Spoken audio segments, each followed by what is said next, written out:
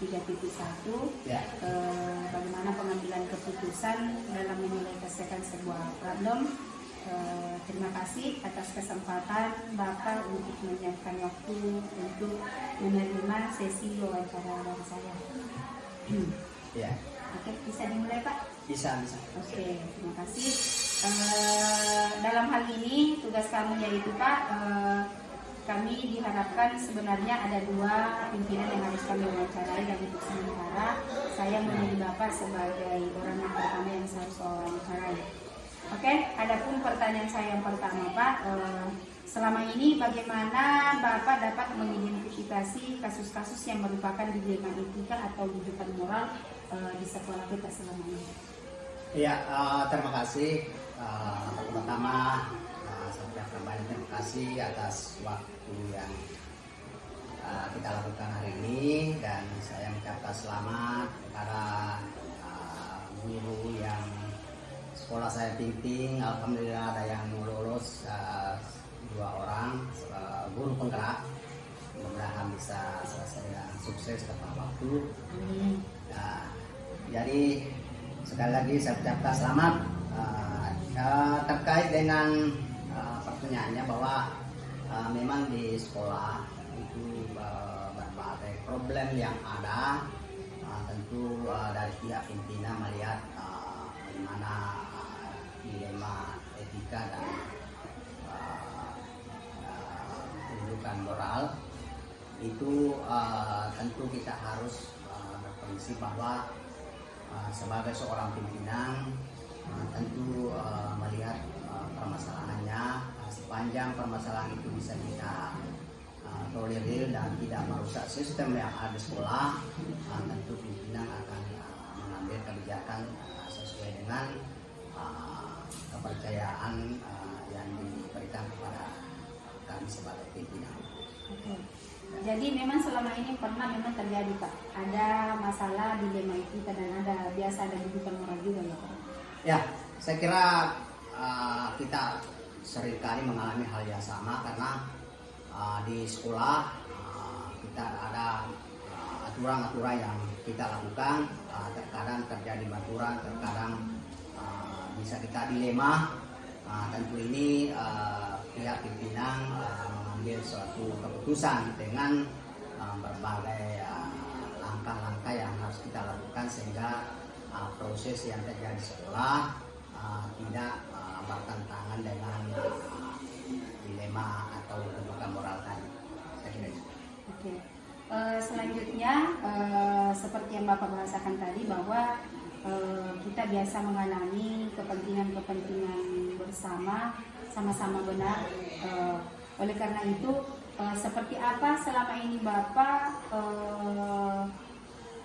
menyelesaikan atau mengambil keputusan tatkala terbenturnya 2 kepentingan yang sama-sama benar tersebut? Ya, terima kasih atas pertanyaannya. Jadi sebagai pimpinan kita punya prinsip bahwa dalam hal menyelesaikan persoalan itu ada namanya loyalitas, yaitu mengutamakan kepentingan negara di atas kepentingan pribadi dan golongan.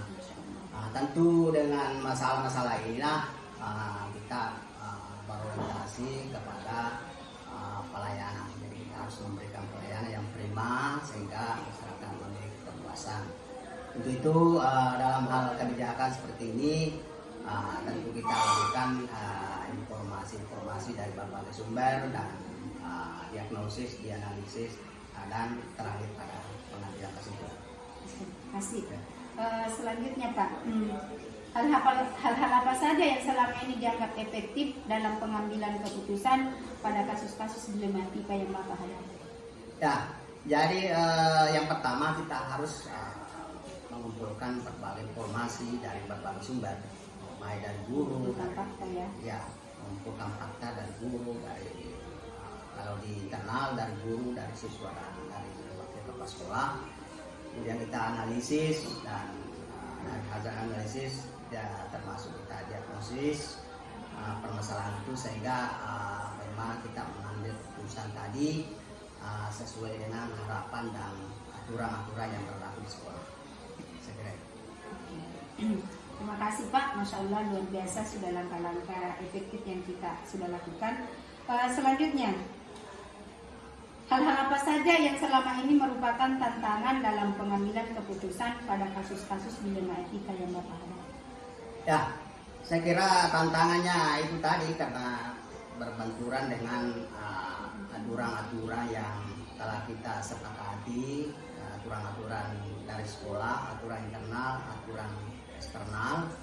Tentu kita harus lakukan kolaborasi, jadi kerjasama sinergitas baik dari pihak sekolah maupun masyarakat, pemangku kepentingan, semuanya kita harus lakukan kolaborasi untuk memperoleh jawaban yang tepat. Saya kira. Terima kasih. Terakhir Pak, apakah Bapak memiliki sebuah tata cara atau jadwal tertentu dalam sebuah penyelesaian kasus dilema etika? Ya, saya kira setiap pimpinan memiliki teknik dan strategi dalam hal menyelesaikan permasalahan baik internal maupun eksternal. Tentu kami sering lakukan adalah bagaimana sinergitas di sekolah antara kepala sekolah, wakil kepala sekolah, guru-guru, semuanya kita meminta bagaimana bagusnya. Dalam artian ini kita harus lakukan kolaborasi. Makanya dengan adanya kolaborasi antara semua pihak, tentu persoalan bagaimanapun besarnya, kalau kita bersama-sama tentu agak ringan.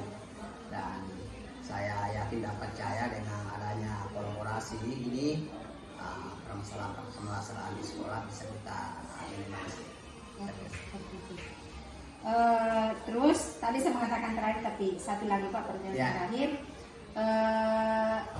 Apa pesan Bapak kepada kami ini yang masih sementara mengikuti pendidikan untuk bekal sebagai minimal sebagai pemimpin pembelajaran di kelas atau pemimpin pembelajaran apapun itu nantinya, supaya kami pun mampu melakukan hal-hal apa yang Bapak sudah lakukan selama ini dalam pengambilan sebuah keputusan? Ya, tentu yang pertama Anda lakukan harus selalu inovatif, ya. Harus selalu melakukan suatu perubahan-perubahan, membantu pimpinan bagaimana sekolah bisa maju ke depan dari hasil-hasil baik secara teori maupun dari praktek. Saya yakin dan percaya bisa membantu kami, terutama dalam hal loyalitas terhadap pimpinan. Kemudian yang kedua tentu harus ada kinerja. Ya, jadi kinerjanya bagaimana supaya bisa ditingkatkan sehingga akan berdampak pada siswa. Ya, jadi loyalitas, kemudian kinerja, kemudian hal-hal yang bisa membantu kepala sekolah untuk kepala sekolah. Sekali lagi terima kasih banyak Pak atas waktunya, dan insya Allah sukses selalu Pak, sehat dalam menjalankan tugas selanjutnya. Sekali lagi terima kasih banyak Pak. Iya, selamat. Terima kasih. Assalamualaikum warahmatullahi wabarakatuh.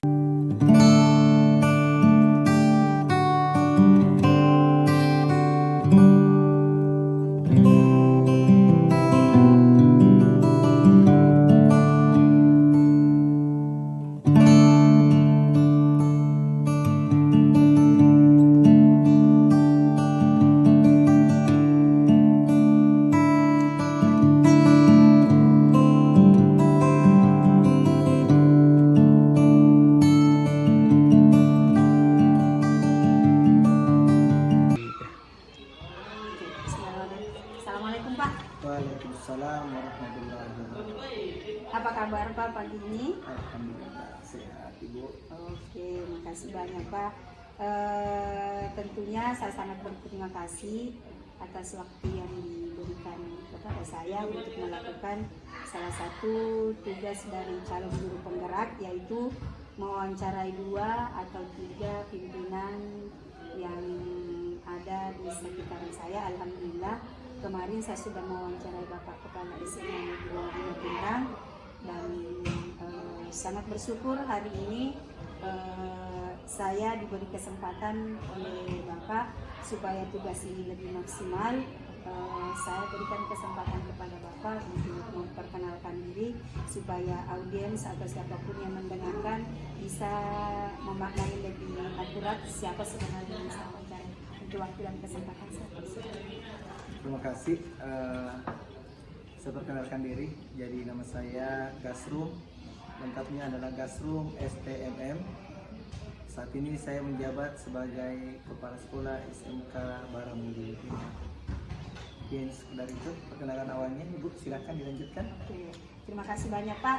Seperti yang saya bahasakan tadi, bahwa pada kesempatan ini saya sangat berterima kasih Bapak memberikan kesempatan kepada saya, karena kami selaku CGP memiliki tugas dan tanggung jawab untuk mewawancarai dua pimpinan tentang bagaimana sih pengambilan keputusan mereka selama menjalani kepemimpinannya. Karena yakin dan percaya Pak bahwa dalam sebuah kepemimpinan itu ada saja problem yang kita hadapi. Seperti yang kita ketahui bahwa dalam menghadapi sebuah problem itu ada yang namanya dilema etika dan ada yang namanya bidikan moral. Nah, untuk memperarah dan memperucut pertanyaan saya, adapun pertanyaan saya yang pertama yaitu selama ini bagaimana Bapak dapat mengidentifikasi kasus-kasus yang merupakan dilema etika atau bidikan moral itu.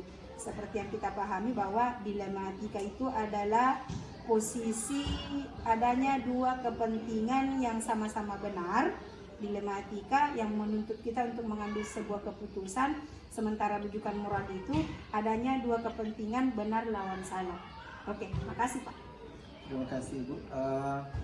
Jadi begini, di sekolah saya ini biasanya jika terjadi suatu problem tentang masalah etika ataupun masalah moral, itu langkah-langkah yang dihadapi itu sesuai prosedur adalah penanganan awal dilakukan oleh masing-masing wali kelas yang bersangkutan.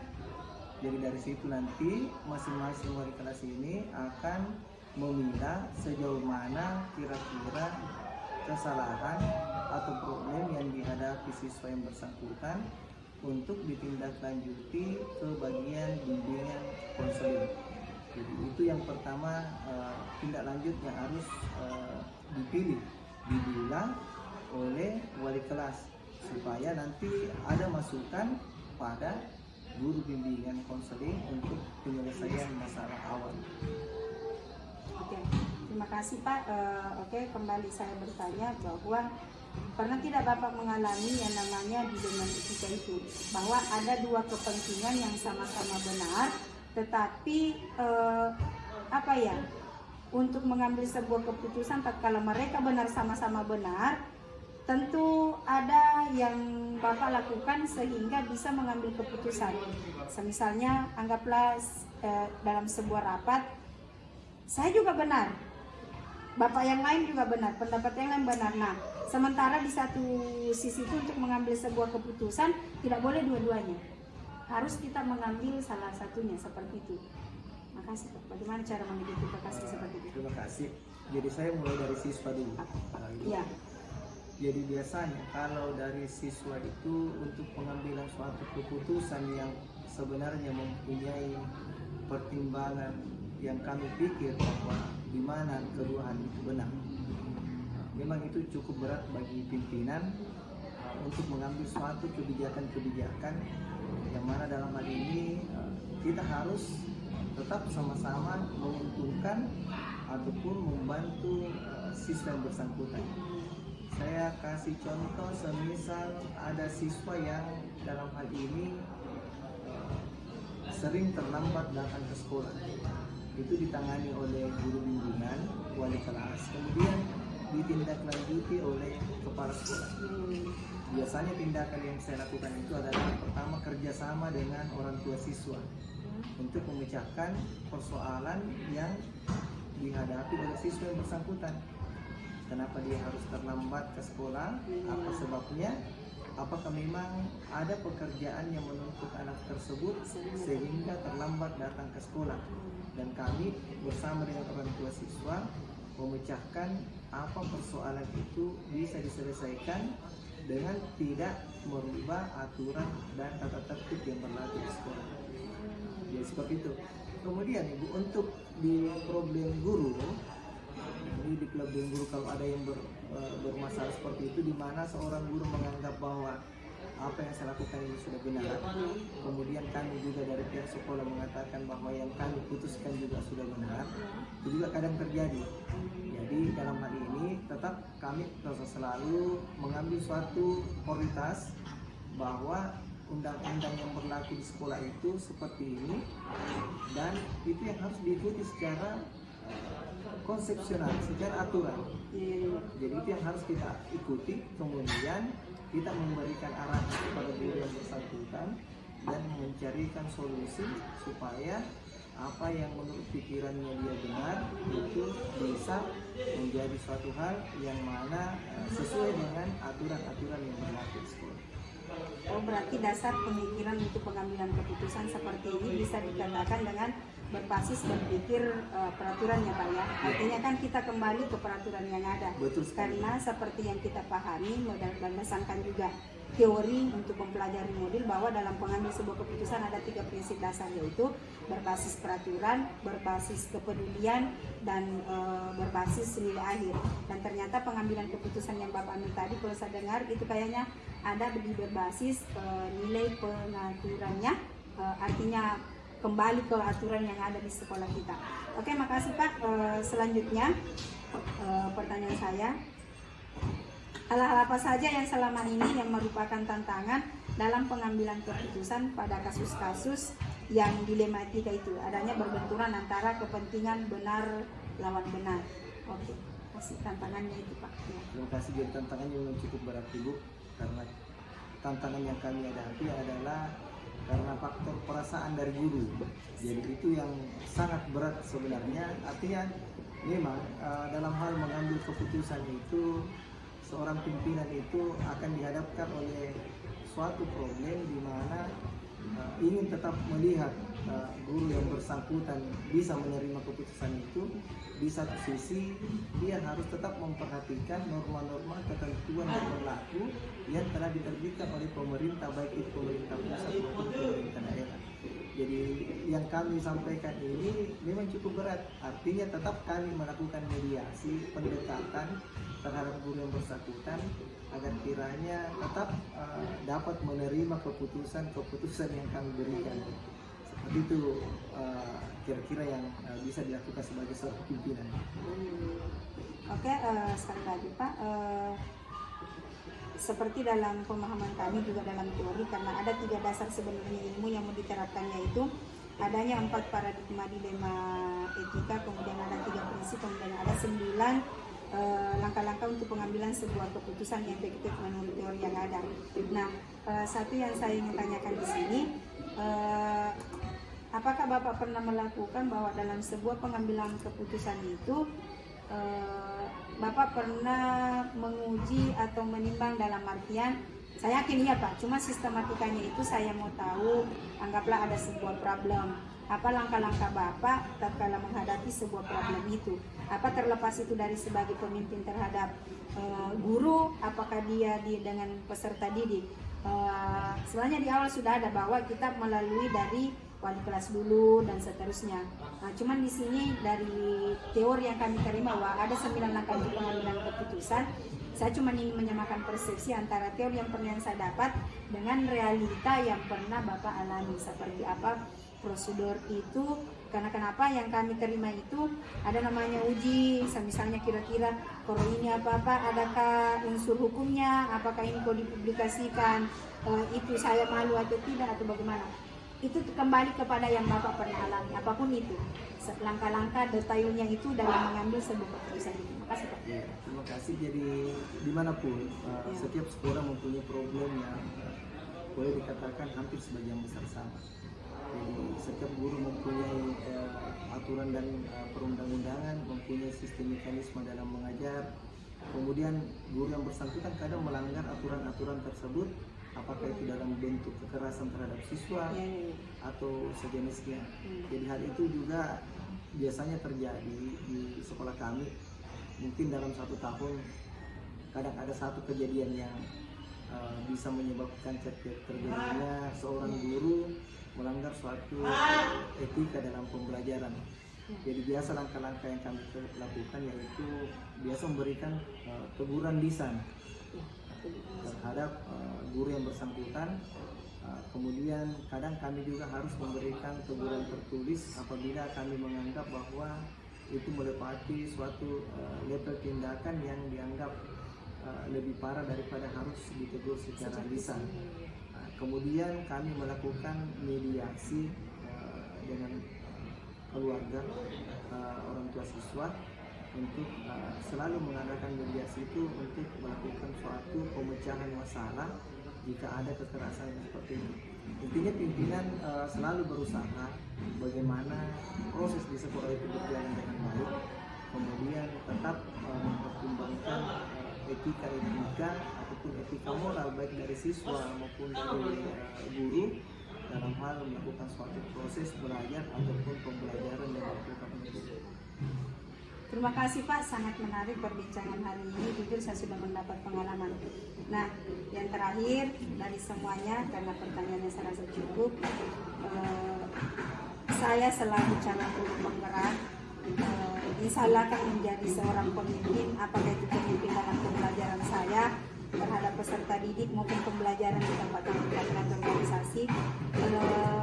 Apa saran Bapak buat kami sehingga kami mampu melakukan apa yang Bapak lakukan selama ini? Karena jujur Pak, dari pengalaman-pengalaman yang saya dengar dengan cerita sepintas bahwa Bapak 8 tahun menjadi wakil kepala sekolah dan 10 tahun menjadi kepala sekolah, itu sebuah prestasi yang luar biasa menurut saya.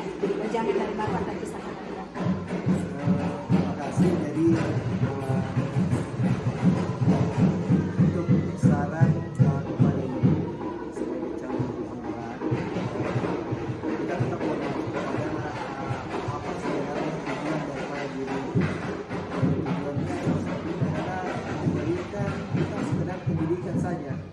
Jadi kita selalu harus bagaimana merubah sikap maupun ceritanya mental pengetahuan dari anak kita supaya nantinya hasil akhirnya itu atau output dari anak-anak kita itu bisa diterima oleh masyarakat, kemudian berbakti kepada Allah Subhanahu wa Ta'ala dan mempunyai skill-skill bagaimana berguna bagi mereka pada saat setelah selesai menempuh pendidikan di sekolah. Jadi untuk maksudnya tetap harus berubah, tetap harus menambah pengetahuan, selalu tetap mengikuti kemajuan daripada pendidikan itu, karena pendidikan itu tidak berjalan di tempat, melainkan dia akan selalu berkembang dan berkembang seiring perkembangan zaman